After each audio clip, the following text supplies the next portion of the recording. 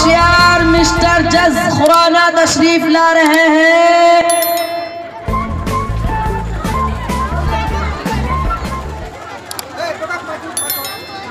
बाअदब मुलाहिदा और होशियार मिस्टर जज खुराना तशरीफ ला रहे हैं।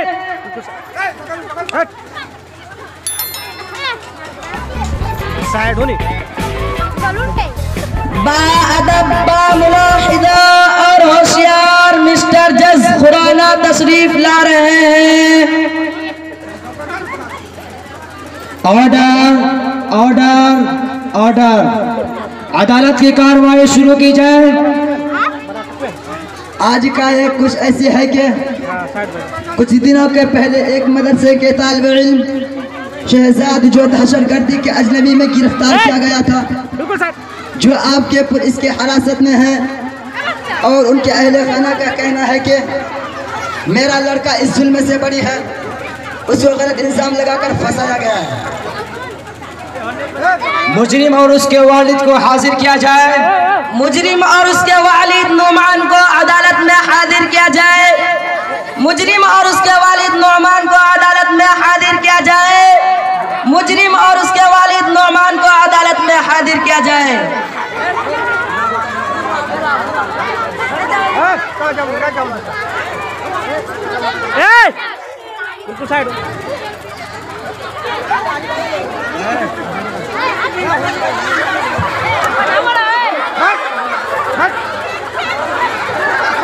कहिए क्या कहना है? जज साहब, पता चला है कि मेरे बेटे को गलत इल्जाम लगाकर फंसाया गया है। जज साहब, पता चला है कि मेरे बेटे को गलत इल्जाम लगाकर फंसाया गया है। अरे भाई, मेरा बेटा बेकसूर है।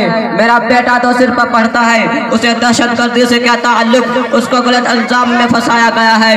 जज साहब, मैं पूरा आदमी हूँ और बहुत दूर से आया हूँ, उसको छोड़ दीजिए। अरे भाई, यहाँ तो अदालत है जो कि तुम्हारा घर नहीं। जब आओ मुजरिम को छुड़ा कर ले जाओ। अरे मुझे खबर मिली है कि मदरसों में जिहाद की ट्रेनिंग दी जा रही है, देश के खिलाफ भड़काया जा रहा है, और वहाँ दहशतगर्दी और बगावत की तालीम दी जाती है।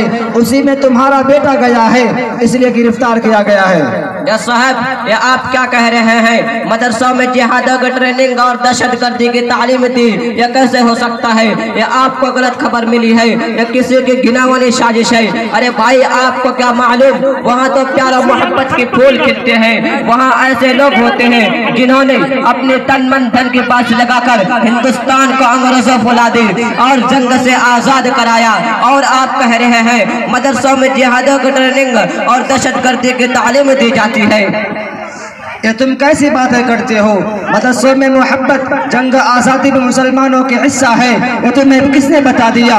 जंग आज़ादी भी मुसलमानों का कहीं नामो निशान नहीं है। हमारे देश को आज़ाद कराने वाले पंडित जवाहरलाल नेहरू, रविंद्रनाथ टैगोर और बहुत से लोगों ने विवरा रहा, मगर तो उसमें मुसलमानों का कहीं दूर तक नाम भी नहीं है।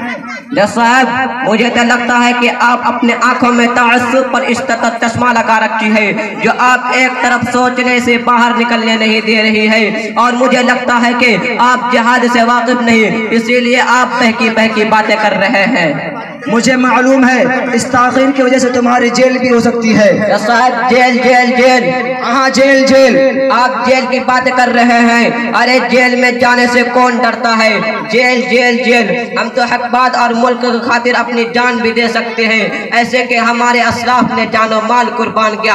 हाँ, इसी तरह हम भी अपनी जान को कुर्बान कर देंगे। इस मुजरिम को फौरन गिरफ्तार करके हिरासत में ले लिया जाए। इसमें बगावत की बू आती है। और अगले सुनवाई कुछ देर बाद होगी। साथ साथ किसी मौलवी और पंडित को हाजिर किया जाए, ताकि हक वाज़ेह हो जाए कि जंग आज़ादी में मुसलमानों का क्या रोल रहा है।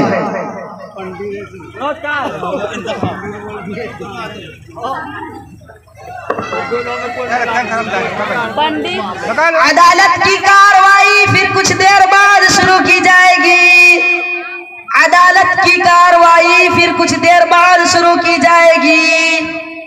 अदालत की कार्रवाई फिर कुछ देर बाद शुरू की जाएगी।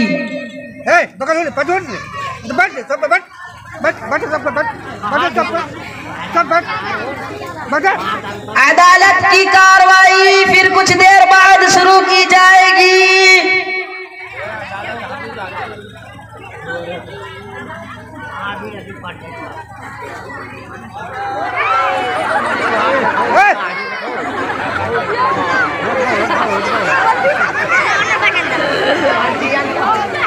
मैच चलेगी।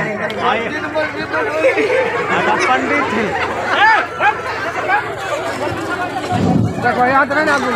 ऑर्डर ऑर्डर ऑर्डर, सुनाइए क्या कहना है। मुजरिम नअमान का कहना है कि जंग आज़ादी में मुसलमानों का अहम रोल रहा है और उन्हें उनके लिए मौलाना अरशद मदनी का सहारा लिया है कि वो साबित करेंगे कि जंग आज़ादी में मुसलमानों का क्या अहम रोल रहा है। और उनके मुकाबले में पंडित जी मौलवी साहब, तो ये बताइए क्या जंग आज़ादी में मुसलमानों का क्या भूमिका रही है? बाबा साहब, पहले आप ये बता देंगे कि इस हिंदुओं की जंग आज़ादी में क्या रोल रहा है? अवश्य श्रीमान, वैसे तो बताए कि आवश्यकता नहीं है कि जंग आज़ादी में हम लोगों का क्या रोल रहा है और क्या भूमिका रही है, क्योंकि उस देश का हर वासी नारी से लेकर भारत तक, युवान से लेकर महापुरुषों तक ये ज्ञान रखते हैं कि यह भारत देश हमारे रक्तदान से आज़ाद हुआ है। परंतु हल्की सी प्रकाश डाल देते हैं ताकि आप लोगों का ध्यान केंद्रित हो जाए। जंग आज़ादी का सिर्फ एक ही मार समझा जाता था, मारता था शांति शक्ति को भंग करना, अशांति फैलाना, हिस्से का एक प्रयोग करना, एक दूसरे से लड़ना, बगावत के जज्बात को हवा देना। किंतु उस पौधे कार्य पाओ शिकार आपस में राष्ट्र महात्मा गांधी जी, पंडित जवाहरलाल नेहरू, रविंद्रनाथ टैगोर, राजा महाराजा प्रसाद और उन पुरुषों लड़ना साम्राज्य से अपना रुआब और उनके वर्द अपने आत्म परमात्मा से युद्ध करते रहा, तब जाकर ये भारत देश हमारे हेट में आ गया। अब आप बताइए मौलवी साहब।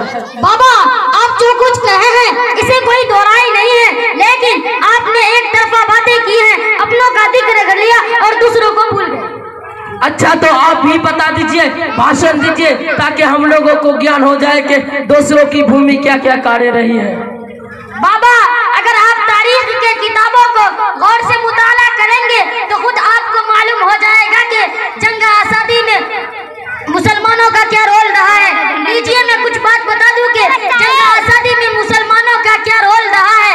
जब हिंदुस्तान की मुकद्दस सरजमीन पर अंग्रेजों का नापाक साया पड़ा तो वो अपनी शतराना वैयाराना चालों से यहाँ के मालिक बन बैठा। तो जब बाशिंदगाना पर तरह तरह के जुल्म सितम पहाड़ तोड़े जाने लगे, तो जब हिंदुस्तानियों को गुलाम बनाया जाने लगे, तो ऐसे नाजुक वक्त में सबसे पहले किस शख्स ने आलम बगावत बंद किया?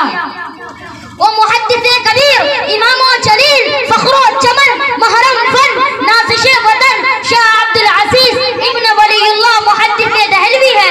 मस्जिद दर्स में बैठकर कुरान व हदीस का दर्स देने वाले उलमाए किराम खानकाह में बैठकर अपने खूने जिगर से हिंदुस्तान आजाद कराने वाले अजान अपने मदरसों और खानकाहों को छोड़कर मैदान में आ गए और फरिंगियों के खिलाफ माज बनाकर मंजिल के जानिब सहारे के आलम में निकल पड़े। उन्हीं उलमाए किराम के खिलाफ उलमाए किराम मिसाल की रोशनी में 1857 की जंग आज़ादी बहादुर शाह जफर की क़ियादत में लड़ी, जिसमें हिंदुस्तान महर फिरके के लोग शामिल थे। लेकिन जंग नाकाम हुआ और नाकामी की कीमत सबसे ज्यादा मुसलमानों को चुकानी पड़ी, जिसके तकरीबन 2 लाख मुसलमान शहीद हुए और जिसमें हिंदुस्तान जिस उलमाए किराम 52,000 उलमाए किराम थे उनकी सियारत लूट ली गई। इस कदर जानो माली कुर्बानी के बावजूद तहरीक आज़ादी का सिलसिला मुख्तलिफ सफरों में जारी रहा। दौर से उलमाए किराम के जहद मुसलसल फहम कोशिश 15 अगस्त 1947 को आजाद हो गया। 26 जनवरी मुल्क का करार दिया गया, दस्तूर को सेकुलर दस्तूर का नाम दिया गया। और आप कहते हैं कि जंग आज़ादी मुसलमानों का कोई रोल नहीं है। मित्रों, सरहदों मंज हर महापुरुषों ना था, नन्हे मुन्ने बालकों को आप लोगों ने सुन लिया, मौलवी साहब ने बयान किया और उसके अतिरिक्त आपके पास कोई अन्य कोई सबूत है? बाबा, हाँ, क्यों नहीं, और भी सबूत हमारे पास मौजूद है। अंग्रेज मवालिद मिस्टर थॉमसन अपनी याददाश्त में लिखता है कि 1857 से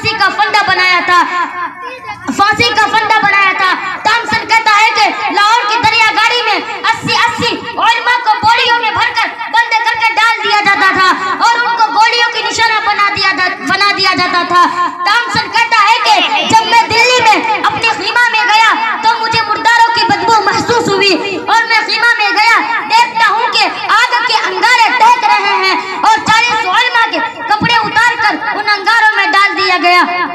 मेरे देखते देखते 40 उलमा के मेरे सामने उनके कपड़े उतारे गए। कहा मौलवियों ने जिस तरह उन 40 को पकाया गया है इसी तरह तुम्हें भी पकाया जाएगा।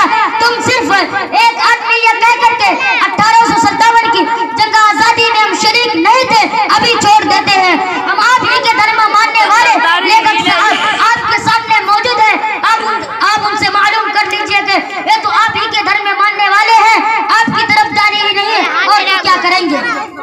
जी लेखक साहब, आप भी उस बारे में कुछ ज्ञान रखते हैं? हाँ हाँ पंडित जी, मुझे बहुत कुछ मालूम है कि जंग आज़ादी में मुसलमानों का क्या रोल रहा है। नहीं बल्कि कई किताबों में मैंने इसके बारे में लिख डाली है। शहीद बहादुर सुल्तान, टीपू सुल्तान, सिराजुद्दौला, मौलाना अबुल कलाम आज़ाद, शेखुल इस्लाम, मौलाना हुसैन अहमद मदनी, शेखुल हिंद, मौलाना महमूद देवबंदी जो कि चूटी के मुजाहिद थे।